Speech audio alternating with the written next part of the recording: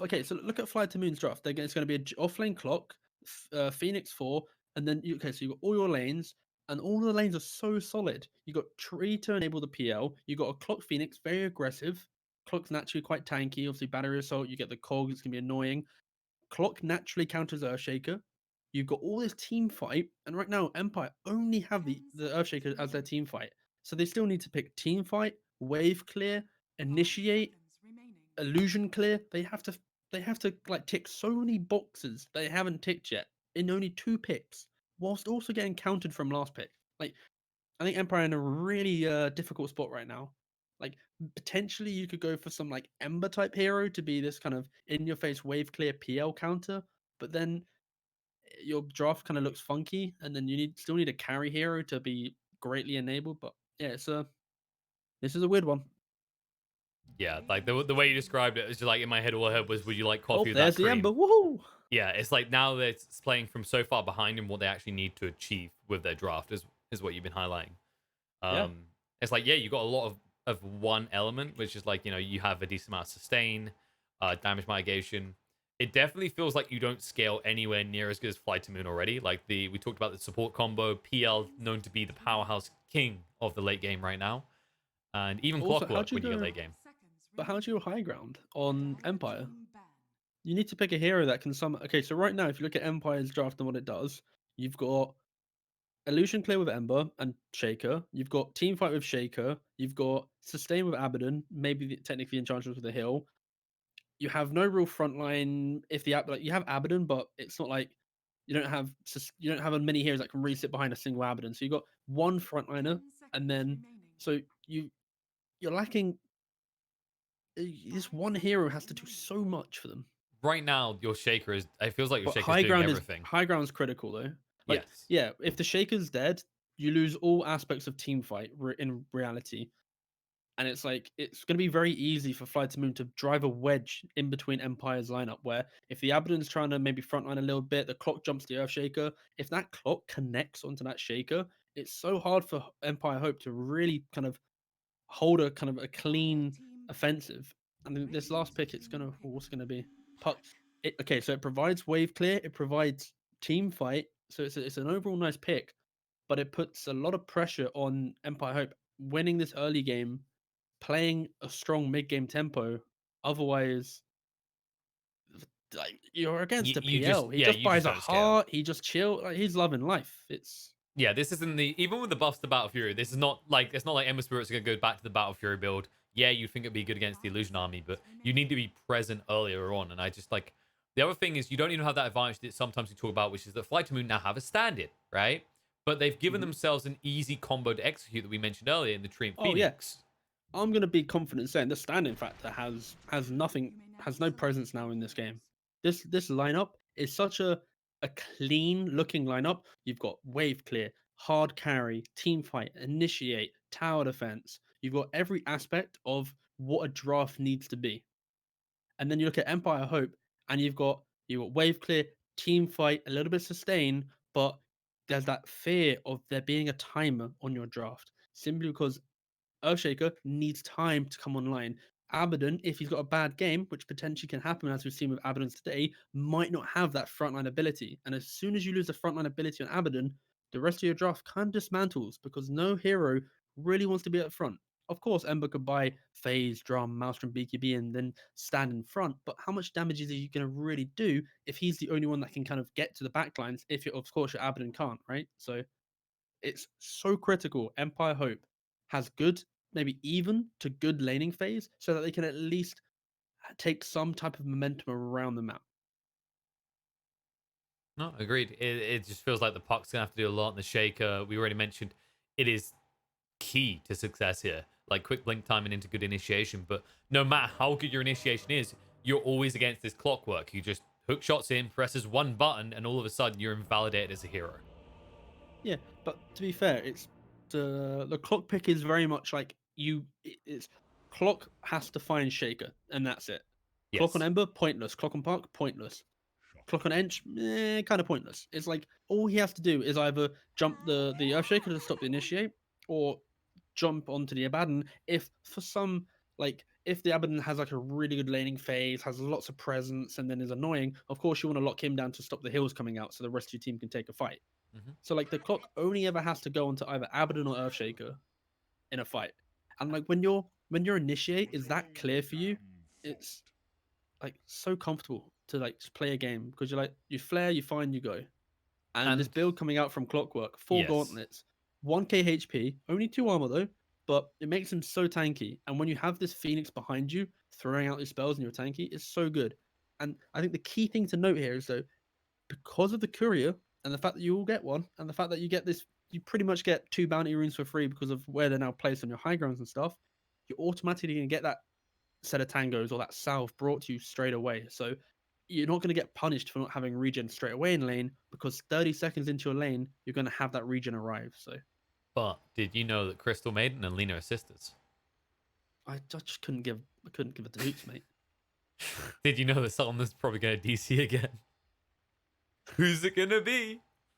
Are they not at a boot camp or something? I guess not because if I one don't player think had so. an issue. Yeah. So in the thing you're bringing up about Generous Build, that was what I wanted to highlight actually, is that he does this regularly. This is kind of his go-to thing, and every time I see it, it's surprisingly effective. Because by the time you have the second bracer complete, you have so much regen in your hero by default being a strength hero. Mm-hmm. You just shrug off any harassment on Yeah, the lane. you're a tanky little lad. You're a tanky little chap. You know, you just get amongst it, get in, And this give him hero a little vibe check. particularly got buffed by Like, the change to Vambrace, right? And having the neutral slot separate as well. So you give him the Vambrace. yeah. He has 4 Oof. braces. Doesn't die. Sure. Yeah. No. If anything, this build up will probably be 2 braces and a soul ring, or he just goes for all braces. He does 4 braces. He does this Oh, regularly. okay, sure. Yeah, that's Braces, fine. and I Sure. think it's phase boot. No, treads. He likes treads, actually. That was the one.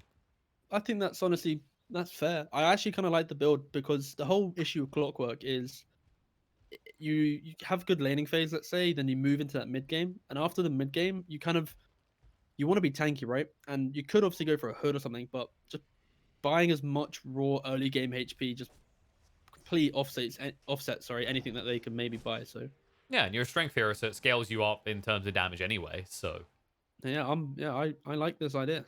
Mhm. It's very much a timing based idea where it's like he's gonna have to fight. Like if he doesn't fight with this build, it's kind of Kappa, right? Like he's gonna yeah, feel but a I little bit think it's lost. like wrong to pick up a Clockwork and not intend to fight immediately as soon as you hit 6, right? Like you're always trying to do Of stuff. course, of course, Yeah. of course. Which is why I also like seeing the Phoenix in this type of game, because Phoenix is a more greedy support. It wants a little bit of space, and with a Clockwork in the lineup, you will get that space on the lane to just sap XP and grab some gold. Yeah, he's gonna have to do the truffle shuffle into the enemy jungle, and Phoenix will just sit in the lane, living life, lapping up the farm. That being said, he doesn't have many lanes he can gank. It's mainly just him looking for the Shaker. It's not like he can gank the Puck or the Ember, as you mentioned earlier. So in that regard, Clockwork will be a little bit more limited. Yeah, he's playing around for critical teamfight execution rather than just dumpstering the early game.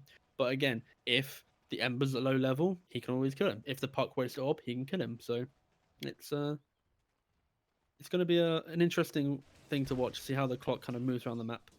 Yeah, calm down. The Puck maybe less so, having so much mobility. Why does he have?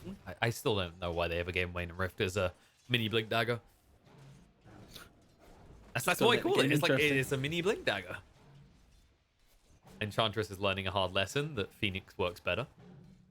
Enchantress is a high damage hero, but it's very squishy early on. Like you become tanky when you have points in heal and points in your. You naturally don't get points in heal anymore because you need points in your impetus. So it's you have to play behind hero. Like look at this. You're just gonna be easily zoned if played incorrectly. Yeah, and they took the early point in Rocket Flare because they realized actually the way we win this lane is by making sure Enchantress can't ever square up to us at the start. I think also it's about just securing that early farm. You just want to get the range creep. It's the first 2 to 3 waves is all critical about who gets the nice first, getting that level advantage, and then abusing the fact that you may have that first like point in extra point in cogs or just something to kind of force the lane in your favor. Especially for these two heroes, like you compare it, like Ember likes levels, but it's not a huge power spike at 2, whereas you get your hands on the Battery Assault, even then you get the cogs at 3, and with the Phoenix you get the ability to die for kills. That's some spooky stuff. There's a lot of spells. Speaking Speaking of spooky, the Ember is level 3 already, actually. Yeah, the Yenchi's doing a pretty good job at just kind of harassing from a distance, but not sapping XP. I think you want your Ember to have a quick 6, so he can sit in the lane and just farm up and not feel pressured. If you share the XP, the Ember will get pressured at around level 3, whilst the Ench doesn't really do much. Like, sure, you get an extra point in impetus, but it's kind of like, eh. You want your Ember to have points in the Flame Guard and to obviously be able to lane. Like, No, most definitely. And once he's up to 6, you know, as an Enchantress, you can just make up your XP by sitting mid or looking to rotate and get kills elsewhere. And speaking of that, they might find a kill and always want to fly. There it is. Very slow wind up of the arm, but gets the kill. Silent is. Abaddon has 8 denies, by the way. Yeah, that's what I was about to say. This isn't the PL we saw earlier today, where it was just completely dumpstering. This one's I think the difference in this game is it's a tree PL lane where they didn't try and start to secure the lane. So you've got just kind of like a very passive lane. The tree's going to just pull exist. PL's going to farm. Like, they're going to accept that the PL v Abaddon, it will just be 1v1 who can farm more. So, but overall in the game and the timing, the win condition, PL will of course win into that mid to late game. So they don't care about this small trade now, because later on they're going to win. It's now really important that the rest of the lanes go well for FlyToMoon. Otherwise, this discrepancy or this evenness in bot lane might play into Empire's need for a frontliner, which, of course, as we said in the draft, is what they do need. That's true. Like, this isn't the type of offlaner that gets 6 and suddenly becomes a problem if he gets it fast. Like, if the Shaker was the core here, or if you have a Beastmaster where you suddenly have kill potential. Abaddon's are very much a item dependent core. He needs to have a purpose in the game and items that suit that. Speaking of that, General, how many braces are we up to? Probably got like 2 at now. We'll find out soon. Hold tight. I'm excited for it. All right, I enjoy seeing some clockwork because, you know, it feels so long since we actually had it as a kind of staple pick in the game. Iceberg, buddy, you tip the puck, mate. You're not meant to die when you do the first tip. Armor. And tip return. Go on like this, buddy. You got this. Actually, no, you are way maturer than Iceberg. Great job not tipping. Keep it up. A for maturity. I don't think the name of the game is tipping for them. Oh, the name of the game was tick rates and lag and server disconnects. And right now, Iceberg is thumping his keyboard going, why are we even in this situation? Sometimes you got to work for Iceberg, and right now, you're going to have to put some work in because the puck is now top of CS with that kill on top of it. It's a little bit grim for him. It's not like he's up against a mid that struggles to rotate. Puck, one of the more active mids in the roster right now of regularly picked heroes. Yep, he's top 3, top 4 heroes of the meta right now. So, so many couriers have died in this game so far. I think like 3 couriers have died. Hey, you notice how I'm not reacting very dramatically? That's because couriers die, and this patch has really helped me with pet loss in real life in the future because I just don't get attached to anything. It's numbed me. I see. It's emotionally numbed me from getting attacked. Right. And I used to love Shagbark, okay? I used to love Phoenix as well. He's dead too. I just love the way that Enchantress can just take over a certain area of the map and just be really annoying. Big fan of that. You're a sick man. I mean, in fairness, it's a Phoenix versus Enchantress. They both deserve what they get. Like, this is pretty much this kind of the start that you wanted. Like, the puck got a solo kill mid, the Ember's having free farm top.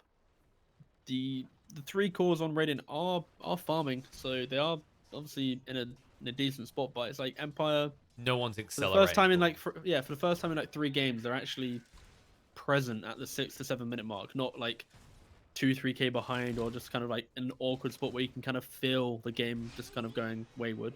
Dream call. Things just get worse and worse for Iceberg as they move in. That'll be his second death. Avalanche try and buy some time living armor. Can he actually get away with this? No, he can't. Illusion was held. 1 point is enough to kill him off. Mastery. That was a bold mistake. Silent is juked himself at this point, so there you go. 1 tap to all takes. He had to deny himself, but you know. Well, I'm glad that he can't do that anymore, personally. All right, that stuff was crap. That was bull crap. All right. Like, I like heroes having flexibility, but POS 5 Abaddon was just a joke. Denied. And I'm glad they also nerfed the miscall, right? Because they increased the mana cost. Because that was, like, he was still a decent boss fight because of that. Now you have to actually, you know, invest money to do your heals. Good up. I just feel that way about it. You know, I like flexibility in heroes, but not that kind of flexibility. That's fair. That's fair. That's fair.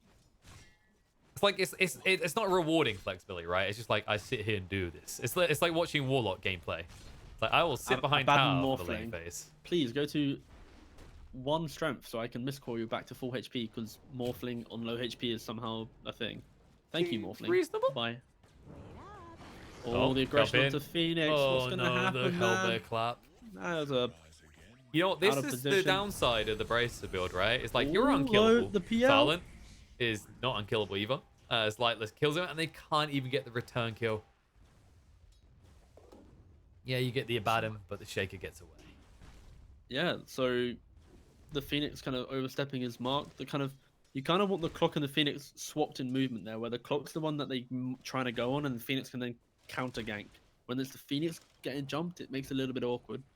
And the fact the Ench gave so much XP to the Ember in lane, allowing for that early level 6-7, this is why the lane is going pretty well now, is because you don't need levels on Ench. So sitting back, knowing that your Ember can lane against these heroes with the points in Flame Guard, it was really good on just the Enchantress accepting her role, playing from the pool, but still close enough to apply pressure so the Ember didn't just get like ruffle stomped out of lane. I mean, it's a logical investment, right? You're investing in a hero like Ember that once you get 6, he'll pay you back in dividends. He'll give you that XP from these superior leveled opponents because you've chosen to be 1, 2, 3 levels, whereas they're up at 4 or 5 already. Just certain heroes in the game that just have that ridiculous power spike of both damage and mobility, and Ember is chief among them. And you need your Ember to have a good game, you need your Abaddon to have a good game. Otherwise, very spooky. But again, it's going pretty well. We're going to move into the mid game, and we're going to see a game which is actually dictated on how they play the map, how they push out lanes, how they utilize vision. Oh no. Not this Alpha Wolf. You can ban the Doom from the game, but you can't ban this creep's existence. God, I hate this creep. Well, actually, no, I play Doom a bit. I love this creep, but I hate it. They tried to fix Doom, right? But like, oh, hook shine. They're jumping onto Bambi. The wolf is gone. Bambi's level 5. And so is Kadara. It's a bit of a weird palette, right? You're eating a mixture of wolf and deer. Dog and deer. I don't know where I want. Sometimes your mind has these thoughts, you know. We're both hungry. It's been a long day. That's true. Yeah, we've had a disconnect. We've had everything under the sun. But yeah, you know. On. PL gets ganked. I'll tell you who's not hungry. This puck. He's hungry for kills, but he's never starving. As they'll be able to find another one. Oh, Master gets the kill. Downtown. And he'll heal up. General just waits around. There's the fissure. They have got the Echo Slam, but they haven't got the mana right now. Stance comes out, and General, he does have a lot of bracers, so they realize, actually, this is stupid. Stop wasting time on this crap. 1600 HP, yeah, clockwork. Just let this man live his life. Let him run away. I think, guys, the solution to this clock is we just ignore him completely every fight. All right? Just build a 4-star. We won't even entertain his existence, and that's how we win the game. This puck is having an absolute corker of a game. Look at 5k. And the Tiny's 4.1k net worth. Oof. Yeah, and he's proving to us why rotating as a mid is quite profitable these days compared to sitting on a lane and clubbing stuff. But that's been the first 2 games, right? The first game, Iceberg Lina rotated, got the kills. Second game, Storm Spirit made the rotation, got the kills. Then obviously disconnect gate occurred. And now we've got the pucks making the rotations and doing it. So it's like, it's so fundamental in these games. Can the mid get such an advantage, push out the lane, and make that first move to unlock the game for the rest of his team? Puck's been doing that pretty well. They're taking towers. They can take towers because the Abaddon, obviously with his passive, the Edge bringing in that additional creep. Like, Empire actually have an ability to force the aggression right now. Just, I think FlyToMoon, they need to utilize this clock a little bit more and actually try and take some fights with the clock. He's so tanky. They should just punish it, even force a fight. The fight doesn't have to be like an insane team way. It just needs to be 1 minute of engagement, wasting time doing stuff, force people around the map. because the PL, once he gets to his items, if he scales quick enough, Empire, of course, will struggle. Especially around these 5-minute marks, right? Like we saw that because the catapult is there. With a hero like a Baden, it speeds up the push rate so much with the catapult creeps. And now Dreamcore in the mid, onto 2. Egg drop far back, so they can't jump on it. Well, they're going to try and jump and actually clean it up in time. However, this might backfire. But Enchantress not able to get the final attack out in time. Ember does dodge it out as he moves away. Dive through to slow him down again. But Enchantress is already down. Lightless still has that haste to work with, so moves on top of Always Want to Fly. Might want to back off. The Overgrowth comes out. He needs to actually tank up all this damage, and he does last long enough to move away. They managed to get the kill on the Phoenix. On the Tiny, though. Keeping him out of the fight, and Lightless isn't even threatened anymore. He might turn around and kill him off. Ignar has to back away as he's getting low. Silent is in fact silenced and dead, and now Tiny finally arrives. Tiny Montana against the world, but this might just end exactly like the movie as he gets killed off as well. General, get out. The braces are good, but they only last so long. He'll be able to TP you away successfully, but he's a few heroes short. That fissure was actually so game-winning. Like, you just stopped the Tiny the entire time. He was stuck in the river, couldn't walk to the left because it takes the same amount of time as just waiting for the fissure to expire. And if he'd been able to walk up that high ground and get that combo off right there, this would have easily been 3 or 4 heroes dead on Empire. But that fissure just winning the fight, hands down. Really good fissure from James. Yep, been pretty on point so far. Halfway towards the Blink Dagger already. And I mean, you have so much inherent mobility in your team. You're able to just chase already, right? The moment the Shaker gets that Blink online, you're going to need one hell of an Overgrowth egg combo to take a fight as FlyToMoon. Yeah, but that's where boy, gets jumped on top. Well, he's silenced already. He might as well Mask of Madness. However, they have enough stuns to kill him off. In general, fissure again. On point from James. Death is awaiting General. I'm not sure he's tanky enough this time. One by one, we fight. And one by one, we die. It's like... Oh, wait, yeah, for real. They're not done yet. No. Egg not completed the TP. This is such a different... I think FlyToMoon, Soninc's gone... Of course, Sonic technically went wrong game 2 because someone actually left the game disconnected. But like Sonic's gone... Like their team fight or their like cohesion has really slipped. You can see from... They seem a bit like, on edge, right? Like the mid engagement as well. It's like they see 3 heroes, they flare them, it's fine. And then the Phoenix just kind of wildly goes in, chucks in a super defensive egg. Then it nearly gets low, they save it, and then like everything's so like kind of offset. The Tiny is like heavily out of position, which enables the Surf Shaker to get such a good fissure onto him. Like if this was game 1, I feel like FlyToMoon would have had just better presence on the map. Like right now, they just seem to be just kind of just about the place. Just like, oh well, we're just gonna, we might push out this lane. Oh, we're gonna pick a fight now. Like they're being super reactive, and it's as soon as you're being reactive in Dota, unless you have a really clear mindset on our reactive nature allows us to take good team fights or allows us to get to the late game, then it's naturally going to make you lose map presence or map control. So yeah, FlyToMoon right now, they're the ones getting outplayed. Yep, they're headless chickens, here, look and at this this little birdie is gone. Just proves my point. You're just kind of running around and you're just going to get picked off. The ability of Ember Puck, it allows for this early game pick-off potential. And I love the way that Empire's playing, right? Look at how the map is just enclosing around FlyToMoon towards their base, right? Yeah. They're funneling them in and ensuring there's no escape. It's mainly because of this kind of timer that they're on. They know that if FlyToMoon overcome this aggression, get to the items, the game gets really awkward, like extremely awkward. So they know that they're on this like small timer. It's why they're playing such a high tempo. But if they can maintain this tempo, then for sure they can really take a large advantage right now. General walks into quite the mess and won't have any way out of it either. A little silence stops any hook shot out. Echo slam onto 2 James after revealing the Blink Dagger. They do actually get the egg out, but it might be going down in the midst, in the mess. Way too close for comfort. They're going to lose 3. Make it 4. It's Iceberg. Yeah, they call GG. They're done already. What?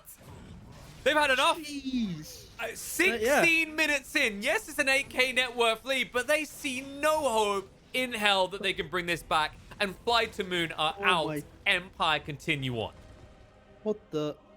You could see from the way they were playing that they clearly weren't on the same page. Like, something had gone wrong, but they must have been so tilted after game 2, getting that, like... Of course, it's rules, right? If you're disconnected for so long, the admin has to follow the rules. There's rules in place to prevent games, like, being paused for hours, right? Yeah, Schedules like are schedules, there's no one involved in the lobby that we directly blame for this, right? Like we don't, We don't know what the team said. The admin said there's just rules you have to follow, and it feels like That FlyToMoon is was so maybe annoyed by that game. Like it didn't feel like anything made sense for this one. And we said that going into this, they picked a combo of supports that didn't really have an impact on that factor of, oh, we've got a stand in here, right? Like that shouldn't have been a problem. no, their draft was great. It was perfect. Like they had everything they needed for a good game.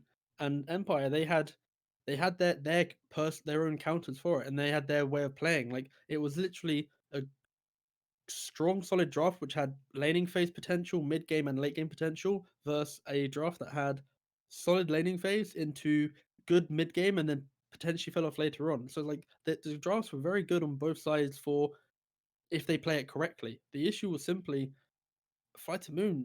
Iceberg just got completely outlaned mid.